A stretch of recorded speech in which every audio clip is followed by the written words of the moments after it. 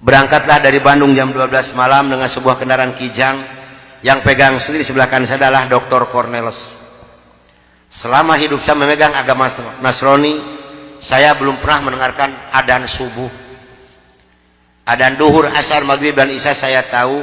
Kalau adzan subuh, kuping saya belum pernah mendengarkan. Karena saya belum pernah bangun sesubuh itu. Begitu nyampe di Jakarta di Kampung Prapanca, bertepatan dengan berkumandangnya adzan subuh. Kata Dr. Cornelis kepada saya, "Bro, tolong dengarkan adzan orang Islam ini kok goblok sekali, aneh-aneh." Saya buka kaca jendela pintu mau bisa dengarkan ini adzan. Betul bro, orang Islam ini kok adzannya aneh-aneh. Kebetulan di Jakarta di Kampung Prapanca ini, saya mengontrak sebuah rumah yang besar khusus untuk penginjil. Yang punya rumah namanya Bapak Rosid. Beliau adalah seorang sarjana agama Islam yang mengajar sekolah dasar negeri. Kata Dr. Cornelis kepada saya, "Bro, karena bro sebagai pemimpin dan ketua kami yang berhak dan berani untuk menanyakan masalah ini, tolong besok tanyakan kalau kita sudah nyampe di rumah kontrakan." Oke, besok akan saya tanyakan. Begitu saya nyampe di rumah kontrakan, kendaraan saya masukkan ke dalam garasi dan sebagian barang-barang diturunkan. Kira-kira jam 7 pagi, Pak Rosid ini keluar dari rumahnya mau mengajar. Karena kebetulan rumah yang saya kontrak dengan rumah beliau bersebelahan, hanya terhalang oleh satu jalan yang kecil. Begitu saya lihat beliau sedang menyalakan sepeda motornya, saya memberanikan diri menghampiri dan menyapa beliau. Kata saya, "Selamat pagi Pak." "Oh selamat pagi Bapak Pendeta, kapan datang dan apa kabar?" "Baik Pak, dan baru saja saya tiba." Ngobrol punya ngobrol. Akhirnya saya memberanikan diri kepada beliau menanyakan tentang ajaran agama Islam. "Pak, apakah boleh saya bertanya kepada Bapak tentang ajaran agama Islam?" Dengan senyuman yang manis, muka yang cerah, beliau memberikan jawaban kepada saya. "Silahkan Bapak Pendeta." Dengan senang hati dan kedua tangan saya terbuka, insya Allah apa yang akan Bapak Pendeta tanyakan akan saya jawab. Mari Bapak Pendeta kita ke dalam rumah.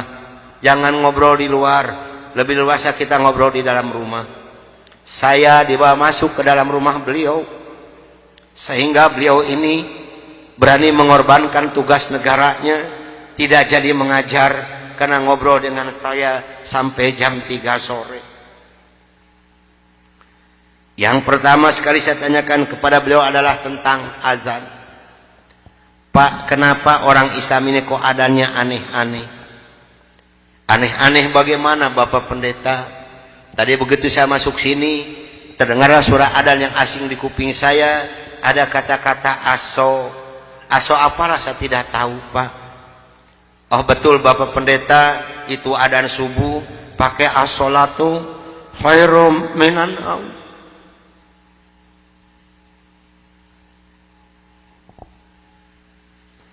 Apa artinya Pak?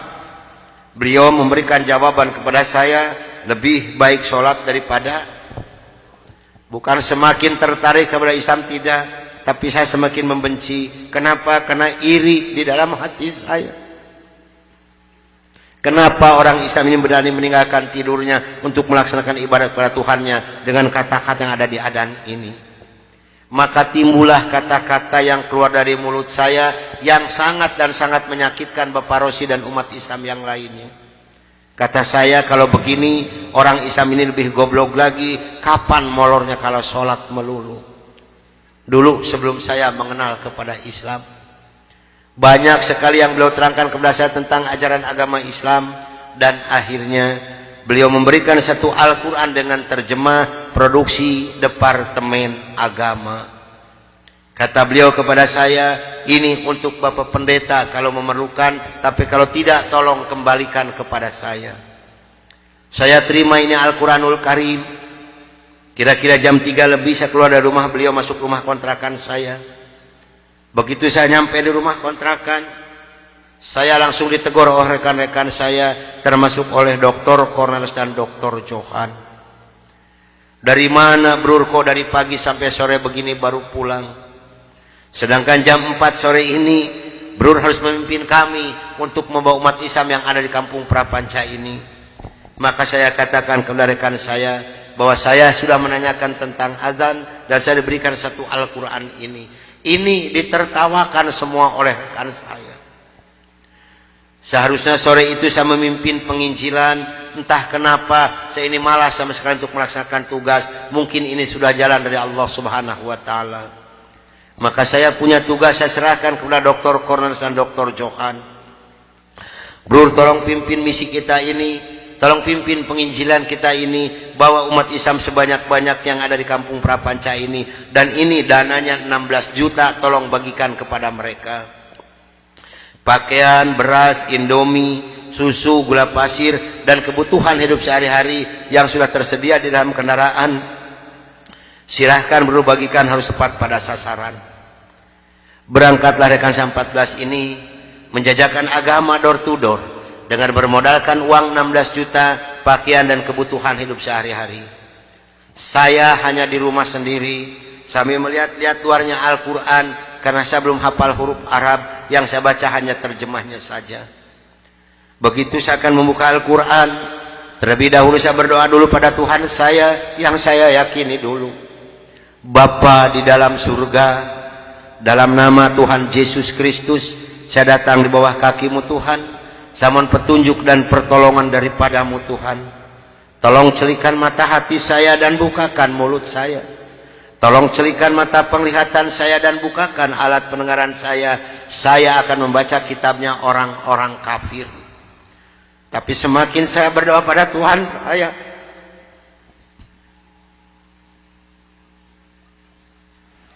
semakin terbukalah dalam Al-Quran ini.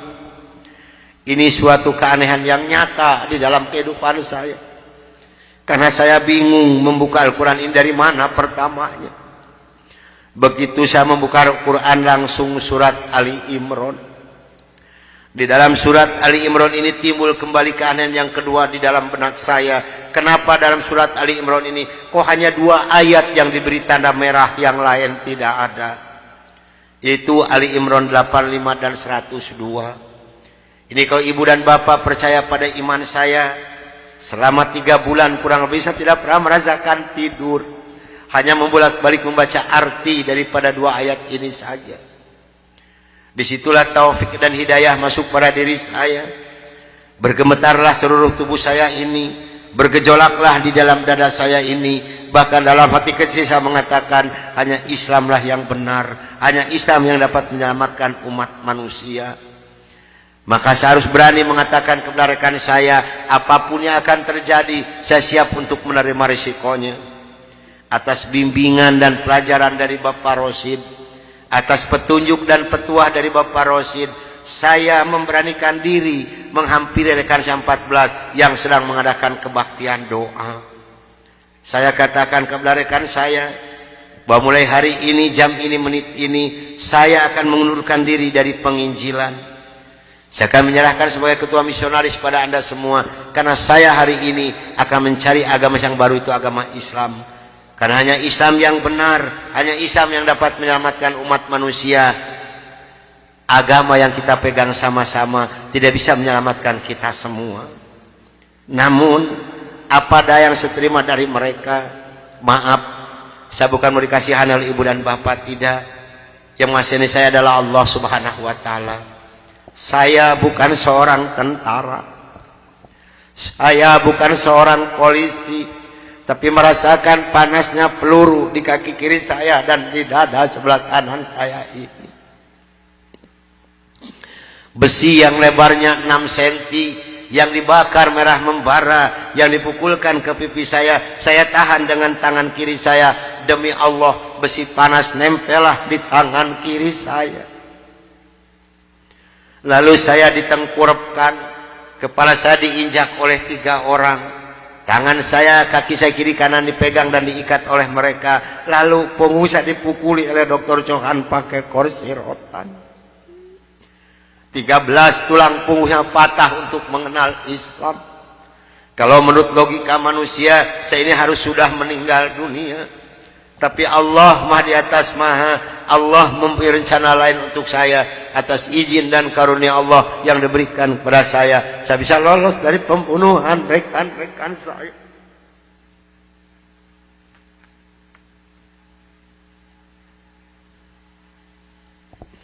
Sambil merasakan panasnya di kaki kiri saya dan di dada sebelah kanan saya, pedihnya di tangan saya, ngilunya di punggung saya loncat keluar dari rumah sambil berteriak mengucapkan La ilaha illallah Muhammadur Rasulullah. Padahal ini asing di mulut saya. Belum pernah ada seorang pun yang mengajarkan kalimat thayyibah di dalam mulut saya ini. Belum pernah sekalipun saya belajar kalimat thayyibah di dalam mulut saya ini. Ini maunah yang pertama Allah berikan melalui mulut saya.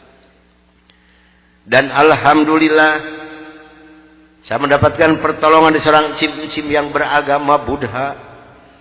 Saya dibawa masuk ke dalam rumah beliau. Lalu baju saya digunting jadi satu dengan kulit. Lalu yang bekas luka besi panas dari kocrotin pakai kecap oleh beliau. Kaki saya ditahan pakai kayu bekas pegangan sapu, diikat pakai benang rapiah. Punggung saya diikat pakai samping. Lantas saya dibawa beliau ke rumah sakit Fatmawati. Selama 3 bulan 27 hari saya berbaring di dalam rumah sakit, merasakan hancurnya tubuh saya ini, pengen mengenal Islam. Dan alhamdulillah setelah Allah memberikan kesembuhan kepada saya, beliau pula lah yang membiayai saya. Sehingga saya kembali memohon pertolongan kepada Cim ini. Cim, tolong saya, bawa saya kemana saya harus pergi, karena saya pengen memeluk agama Islam. Dan alhamdulillah saya dibawa oleh beliau ke Cipete, ke Bapak Kiai Haji Dr. Idam Khalid, saksi yang masih hidup yang membina Islam. Yang pertama adalah Bapak Hamjahas. Maka kata beliau kepada saya, kalau Anda pengen masuk Islam yang kafah dan istiqomah, Anda jangan dulu mengenal Al-Quran, Anda jangan dulu mengenal sholat, tapi Anda harus dulu mengenal isi daripada 2 kalimat syahadat yang barusan Anda ucapkan. Alhamdulillah selama 3 bulan kurang lebih saya dibina oleh beliau untuk mengartikan isi daripada 2 kalimat syahadat. Barulah saya marifatullah. Disinilah nikmatnya iman dan nikmatnya ibadah yang saya rasakan sampai detik ini. Lalu saya suruh pulang dulu oleh beliau, karena saya masih mempunyai keluarga, itu anak dan istri. Ternyata keluarga saya telah mendapatkan laporan dari Kansa 14 dan dari Dewan Gereja Indonesia bahwa saya telah murtad masuk agama Islam. Begitu saya nyampe di rumah saya lihat dengan mata kepala saya sendiri, pakaian saya, ijazah saya, semua dibakar oleh putri-putri saya dan istri saya di hadapan mata saya. Dan alhamdulillah saya diselamatkan dari maut yang kedua oleh Allah Subhanahu wa ta'ala. Begitu putri-putri saya menyiramkan minyak kelapa panas ke muka saya masih diselamatkan oleh Allah. Minyak kelapanya tumpah di punggung saya. Ini adalah darah daging saya sendiri yang menganiaya saya, bukan orang lain. Lalu kepala saya dilempar pakai cobek, dipukuli pakai setik-kasti, sampai saya diusir caci maki dengan kata-kata yang sangat keji yang keluar dari mulut darah daging saya sendiri. Nyah, engkau di hadapanku anjing, setan, babi, iblis, jangan menginjak rumah ini, haram rumah ini kau diinjak oleh setan dan iblis macam kau. Ini adalah darah daging saya sendiri, bukan orang lain. Dan alhamdulillah begitu saya meninggalkan rumah tangga saya, hanya pakai pakaian satu setel yang nempel di badan saya yang penuh dengan minyak kelapa panas.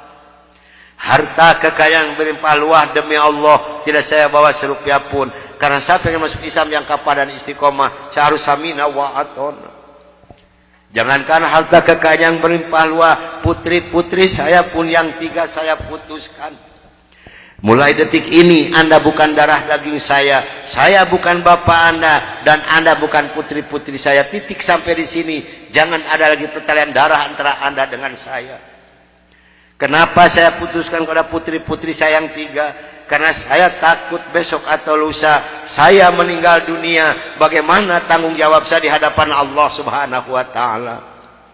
Maka alhamdulillah sudah hampir 22 tahun lebih ini saya belum pernah dipertemukan dengan batang hidungnya. Namun alhamdulillah, biarpun putri-putri saya tidak yang ikut satupun, Allah telah memberikan kebahagiaan kepada saya pada saat sekarang ini. Kebahagiaan yang Allah berikan kepada saya tidak bisa ditukar dengan sesuatu apapun yang ada di dunia ini. Sekalipun emas berlian sebesar gunung tidak mungkin bisa menukarkan kebahagiaan yang Allah berikan kepada saya. Kenapa? Karena rekan saya yang 14 yang dulu menganiaya saya, yang dulu membunuh saya, alhamdulillah sekarang sudah masuk Islam semua. Sekarang sedang jihad fisabilillah, sedang membela agama Allah, yaitu syiar agama Islam di daerah-daerah Nasrani. Itu yang pertama di Papua Barat di Manokwari, yang kedua di NTT Kampung Kalabai Kabupaten Alor, yang ketiga di Kalimantan Tengah di Sampit. Saya mohon bantuan doa dari ibu dan bapak yang hadir malam ini agar saya dan rekan saya diberikan kekuatan oleh Allah Subhanahu wa taala. Kalau ibu dan bapak pengen tahu dakwah Islam dari Nasrani, demi Allah ini tantangannya adalah nyawa. Saya pun di Manokwari sedang menanak nasi, Pak, Bu. Kalau Allah sudah mengizinkan saya harus meninggal, saya dipanah, ini kenal kemaluan saya. Allah belum menghendaki saya untuk meninggal, hanya 3 cm jaraknya di panah. Sedangkan panah di Manokwari demi Allah bukan 1,20 meter panjangnya, tapi 1,60 meter panjangnya. Ujungnya sudah pakai racun. Ini perjuangan membela agama Allah darah Nasrani. Alhamdulillah perkembangan Islam di daerah Manokwari. Padahal Manokwari ini akan dijadikan kota Injil. Kalau Manokwari sudah jadi kota Injil, yang pertama tidak boleh ada adzan berkumandang, tidak boleh mendirikan masjid, tidak boleh ada perempuan yang berjilbab. Alhamdulillah di sana ada 297 orang yang masuk agama Islam, termasuk orang yang memanah saya. Kemarin tanggal 17 Desember saya baru selesai membuat masjid. Dari mana biayanya? Dari hasil pengajian saya. Saya mohon bantuan doa, karena kadang-kadang rekan saya di sana, Pak, maaf, 10 hari lebih tidak pernah ketemu nasi. Yang dimakan oleh rekan saya singkong direbus, yang penting terganjal perut, karena sulit mencari dana untuk dakwah di Islam ini. Dari mana makan mereka sehari-hari? Maaf, dari hasil pengajian saya. Karena mereka lepas dari gereja tidak ada santunan apapun. Siapa yang harus bertanggung jawab? Kita inilah sebagai umat muslim. Di Kalimantan Tengah ada 192 orang. Di sana, Pak, demi Allah tidak ada masjid satupun. Gereja ada 9. Paling banyak isi gereja 15 orang. Kalau saya mengadakan sholat berjamaah di Kalimantan ini, pakai kompas di luar, di lapangan, di atas disiram oleh mereka. Saya hanya bisa berdoa, ya Allah berikan taufik dan hidayah bagi mereka, karena mereka tidak tahu kedatangan saya ini mau apa. Alhamdulillah 4 hari kemudian 8 orang yang masuk agama Islam, maka berjumlah 192 orang yang ibu dan nenek yang kupingnya pada panjang-panjang. Saya mohon bantuan doa, karena saya sedang membebaskan tanah untuk pembangunan masjid. Mudah-mudahan Allah memberikan jalan untuk saya untuk melunasi tanah di sana, untuk pembangunan masjid di sana. Nah hadirin ikhwatul iman rahimakumullah yang hadir malam ini, barangkali, tapi sebelumnya saya mohon maaf yang sebesar-besarnya, barangkali ibu dan bapak mau ikut berjuang membela agama Allah, menyisihkan sedikit rezeki untuk pembebasan tanah di Kalimantan ini, insya Allah hubungi saya. Tapi yang penting adalah doa, karena doa lebih dulu nyampe di hadapan Allah Subhanahu wa taala. Nah hadirin ikhwatul iman rahimakumullah, itulah mungkin tausiah saya yang saya bisa sampaikan malam ini. Mudah-mudahan ada manfaat guna untuk ibu dan bapak. Dan mudah-mudahan yang hadir malam ini kelak di yaumul qiyamah mendapatkan syafaatul ujma dari Kangjeng Nabi besar Muhammad Rasulullah sallallahu alaihi wasallam. Dan mudah-mudahan kita dipertemukan Allah bukan hanya sampai di sini saja, tapi sampai yaumul jaza kita dipertemukan kembali oleh Allah Subhanahu wa taala. Akhirul kalam wabillahi taufiq wal hidayah. Wassalamualaikum warahmatullahi wabarakatuh.